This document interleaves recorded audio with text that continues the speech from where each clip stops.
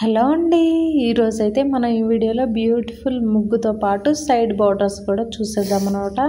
ఇది వచ్చేసి 5 చుక్కల ముగ్గు అనమాట. 5 చుక్కలు 3 లైన్లో పెట్టుకోవాలండి. 3 వచ్చే వరకు పెట్టుకోవాలన్నమాట. చాలా సింపుల్ అండ్ బ్యూటిఫుల్ ముగ్గు. ఒకసారి మీరు కూడా ట్రై చేయండి. అలాగే ఈరోజు ముగ్గుతో పాటు ఈ మధ్య కాలంలో మన తెలుగు రాష్ట్రాల్లో బాగా ఫేమస్ అయిన గుడి ఏంటంటే అరుణాచలం అనమాట. మేము కూడా అరుణాచలం వెళ్ళామండి.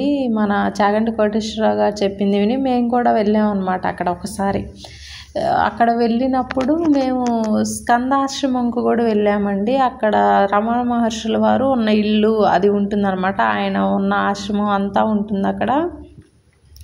సో అక్కడికి వెళ్ళి కొద్దిసేపు ధ్యానం చేసుకున్నాము. అంతా అయిపోయాక అక్కడ బుక్స్ కూడా ఉన్నాయన్నమాట. రమణ మహర్షి గారి జీవితం గురించిన కొన్ని బుక్స్ ఉన్నాయి.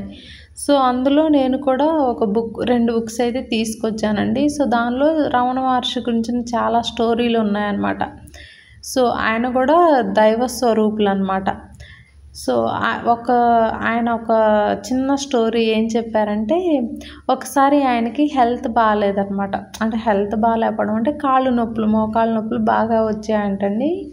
సో మోకాళ్ళ నొప్పులు రావడం వల్ల డాక్టర్ వాళ్ళు వచ్చి అన్ని మందులు ఇచ్చి అందరూ చాలా సేవలు చేస్తున్నారంట. అప్పుడు రమణ మహర్షులు వారు ఏమన్నారంటే, మీరు ఇంటికి వచ్చిన చుట్టాన్ని కానీ బాగా తిండి పెట్టి బాగా చూసుకున్నారనుకోండి, అది ఎట్లాగా చుట్టం పోడు ఇంట్లోనే ఉండిపోతాడు.